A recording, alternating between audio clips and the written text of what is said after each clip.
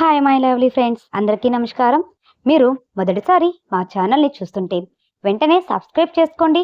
అలాగే స్టోరీ నచ్చితే ఒక లైక్ చేసి మీ అభిప్రాయాన్ని కామెంట్ రూపంలో తెలియజేసి నన్ను సపోర్ట్ చేయండి ఫ్రెండ్స్ ఇన్ని రోజులు స్టోరీస్ ఇవ్వనందుకు క్షమించాలి. కొంచెం హెల్త్ బాగోలేక నేను స్టోరీస్ ఇవ్వలేకపోయాను. ఇకపై నుండి డైలీ వీడియోస్ ఇస్తాను. ప్లీజ్ సబ్స్క్రైబ్ చేసుకొని నన్ను సపోర్ట్ చేస్తూ ఉండండి. Mister husband part 9.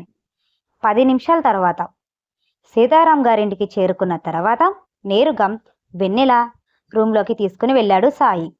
వెన్నెలని అందరూ చుట్టుముట్టడంతో అందరినీ బయటికి వెళ్ళిపోమని చెప్పి వెన్నెలని చెక్ చేస్తున్నారు డాక్టర్ రవి భార్య అయిన నవ్య.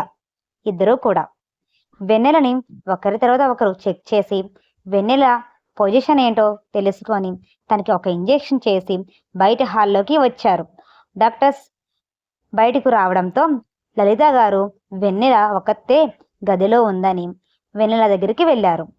ఏమైంది రవి, మా వెన్నెలమ్మకి అని కంగారు పడుతూ అడిగారు సీతారామరాజు గారు. సీతారామరాజు గారికి వెన్నెల అంటే తనకు ప్రాణం అని ఆ ఊరిలో ఉన్న ప్రతి ఒక్కరికి తెలుసు.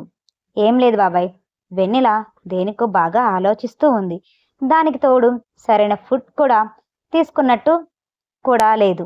అందుకే నీరసించి కళ్ళు తిరిగి పడిపోయింది. భయపడాల్సిన పని ఏమీ లేదు. నీరసం తగ్గడానికి తనకి ఒక ఇంజెక్షన్ చేశాను. గంటలో స్పృహ వస్తుంది. అప్పుడు తనకి ఏదైనా ఫుడ్ పెట్టండి. అలాగే తను ఏం ఆలోచిస్తుంది తెలుసుకొని దానికి పరిష్కారం కనుక్కోండి. ఎలాంటి జబ్బుకైనా మందులు ఉన్నాయి, కానీ మనోవేదనకి ఏ మందు లేదు బాబాయ్. మీకు కూడా ఆ విషయం తెలుసు అని చెప్పి తన భార్యని తీసుకొని అక్కడి నుండి తన ఇంటిలోకి వెళ్ళిపోయాడు. సీతారామరాజు గారు దేవుడి గది దగ్గరికి వెళ్ళి తన కూతురి కోసం దేవుడికి మొరపెట్టుకుంటున్నారు. అతని తల్లి భుజం మీద చెయ్యి వేసి 2 గంటల క్రితం వెన్నెలమ్మకి నేను తన పెళ్లి గురించి చెప్పానమ్మా, అందుకే ఇలా జరిగిందని తల్లిని పట్టుకొని ఏడుస్తున్నారు. తన గండం ప్రకారం 3 నెలల్లో పెళ్లి చేసుకోవాలని విషయం ఇప్పుడు మా వెన్నెలమ్మకి తెలిస్తే ప్రాణాలతో ఉంటుందా అని భయం వేస్తుందమ్మా అని చేతులు జోడించారు సీతారత్నం గారు. ఊరుకో రాజు, నువ్వు తన మంచి కోసమే కదా ఆలోచించావు. వెన్నెలమ్మకు ఏమీ కాదు, మనం అందరం ఉన్నాం అని కొడుకుని ఓదారుస్తున్నారు సీతారత్నం గారు. మరి ఇప్పుడు ఏం చేయాలనుకుంటున్నావు రాజు? ఇప్పటికిప్పుడు పెళ్లి కొడుకు ఎక్కడి నుండి తీసుకుని వస్తావు? ఒక పెళ్లి సంబంధం చూడాలంటే ఇటు 7 తరాలు అటు 7 తరాలు చూడాలి అంటారు. ఇది ఆషాఢ మాసం, వచ్చే నెల శ్రావణ మాసం, ఆపై వచ్చే నెల శ్రావణ మాసం లోపు పెళ్లి జరిగిపోవాలి అంటున్నావు.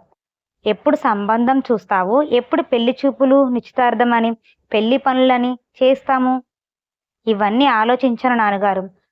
పక్క ఊరి ప్రెసిడెంట్ కొడుకు మన అమ్మాయిని పోయిన సంవత్సరం జాతరలో చూశాడంట. ఆ విషయం స్వయంగా అతని తండ్రి అయిన ధర్మారావు గారు చెప్పారు. నా మేనలుడికి మన అమ్మాయిని ఇచ్చి పెళ్లి చేస్తామని కూడా నేను చెప్పేశాను. సూర్య ఏ రోజైతే పెళ్లి గురించి అడిగానో ఆ రోజే నేను నిర్ణయించుకున్నాను. ఆ ధర్మారావు కొడుక్కి మన వెన్నెలమ్మని పెళ్లి చెయ్యాలని.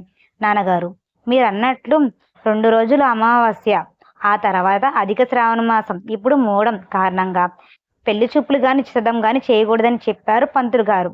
అందుకే శ్రావణ మాసం 2వ శుక్రవారం రోజు మన ఊరి గ్రామదేవత అమ్మవారికి ప్రత్యేకంగా పూజలు చేస్తాము. ఆ రోజు అమ్మాయి పేరు మీద బాగుందని చెప్పారు. ఆ రోజు పెళ్లి చూపులు అలాంటివి ఏమీ లేవు. మనం ఓకే అనుకుంటే, అందరికీ సమ్మతమే అనిపిస్తే ఆ రోజు నిశ్చితార్థం చేసి శ్రావణ మాసం లాస్ట్ వారంలో పెళ్లి చేయాలని నిర్ణయించుకుందాం. ఇవన్నీ మీకు చెప్పకుండా చేసినందుకు క్షమించండి నాన్నగారు అని చెప్పే టైం కూడా కుదరలేదు. ఇవన్నీ నిన్న రాత్రి మాట్లాడాను పంతులు గారితో. ఈరోజు మీ అందరికీ చెప్పాలనుకున్నాను, కానీ ఈలోపే వెన్నెలమ్మకి ఇలా జరిగింది. మీరు ఇంటి పెద్దవారు నాన్న గారు, చెప్పే చేయాలనుకున్నాను, కానీ మీకు చెప్పకూడదని కాదు, మిమ్మల్ని తక్కువ చేయాలని కాదు. టైం సహకరించలేదు అంతే నాన్నగారు. తప్పే చేశాను అనుకుంటే క్షమించండి అని 2 చేతులు జోడించారు సీతారామరాజు గారు. నువ్వు సూర్యబాబుతో పెళ్లి జరగదని చెప్పేసరికి కోపం వచ్చి అలా మాట్లాడానురా, అంతేగాని నీ గురించి నాకు తెలియదా?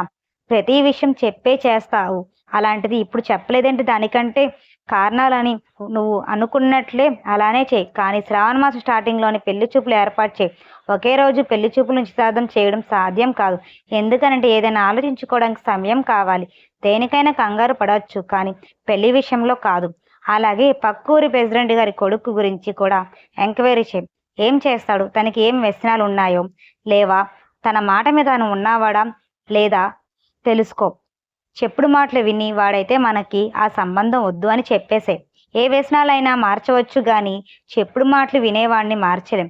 అది అతి ప్రమాదకరం కారణమైన వ్యసనం.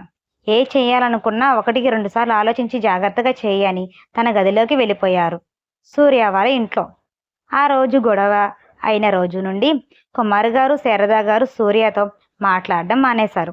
సూర్య కూడా తల్లిదండ్రులను ఇప్పుడు కదిలించకూడదని సైలెంట్గా ఉన్నాడు. సూర్య లాస్య గురించి ఇంట్లో చెప్పడంతో సూర్య ఇష్టమైపోయింది. ఎప్పుడు ఇంటి నుండి బయటికి వెళ్తున్నాడో, ఇంటికి ఎప్పుడు వస్తున్నాడో తనకే తెలియడం లేదు. లాస్యతో ఫ్లాట్కి వెళ్ళి పబ్బులకి తిరుగుతూ తన లైఫ్ని ఎంజాయ్ చేస్తున్నాడు సూర్య. అలా రోజులు మారాలిగా వారాలు నెలలు అయ్యి శ్రావణ మాసం స్టార్ట్ అయింది. ఊరిలో నుండి సిటీలోను 2 కుటుంబాలు చాలా మార్పులు వచ్చాయి.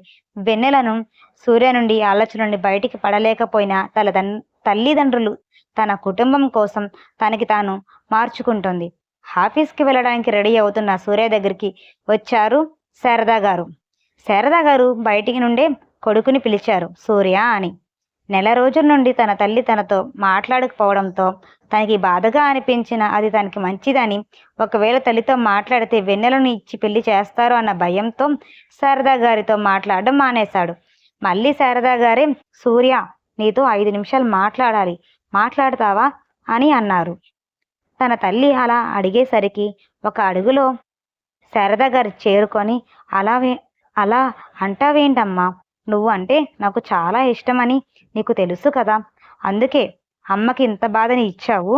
అయినా నేను ఇవన్నీ మాట్లాడడానికి రాలేదు. మీ తాతగారు నాకు పసుపు కుంకుమ ఇచ్చిన పొలాన్ని గురించి మాట్లాడడానికి వచ్చాను. ఆ పొలం గురించి మాట్లాడడం ఎందుకమ్మా, అది ఆల్రెడీ అమ్మకానికి పెట్టాను కదా, అది అమ్మేసి ఇక్కడే ఏదైనా కొత్త బిజినెస్ స్టార్ట్ చేయాలనుకుంటున్నాను. మనం పొలం దగ్గర ఏదో గవర్నమెంట్ ప్రాజెక్ట్ స్టార్ట్ అయిందంట. దానివల్ల ఆ పొలం ఇంకా రేటు పెరగడం జరిగింది. మనం దగ్గర ఉండి ఆ పొలాన్ని అమ్మకానికి పెట్టుకోమన్నారు మీ తాతగారు. నీకు ఉన్న పనులు పూర్తి చేసుకుంటే ఆ ఊరు వెళ్దాం అని చెప్పారు శారదా గారు. ఇంకా ఉంది. ఫ్రెండ్స్, ఈ ఎపిసోడ్ మీకు నచ్చి ఉంటే తప్పకుండా ఒక లైక్ చేయండి. మీ అభిప్రాయాన్ని కామెంట్ రూపంలో తెలియజేయండి. ఇంకా మా ఛానల్ను సబ్స్క్రైబ్ చేసి బెల్ ఐకాన్ను ప్రెస్ చేయండి. మళ్ళీ మరో ఆసక్తికరమైన ఎపిసోడ్తో కలుద్దాం. బాయ్. అప్పటి వరకు. ఫ్రెండ్స్, ఇకపై డైలీ వీడియోస్ వస్తాయి. ప్లీజ్ సబ్స్క్రైబ్ చేసుకొని మీ ఫ్రెండ్స్కి, ఫ్యామిలీ మెంబర్స్ కూడా షేర్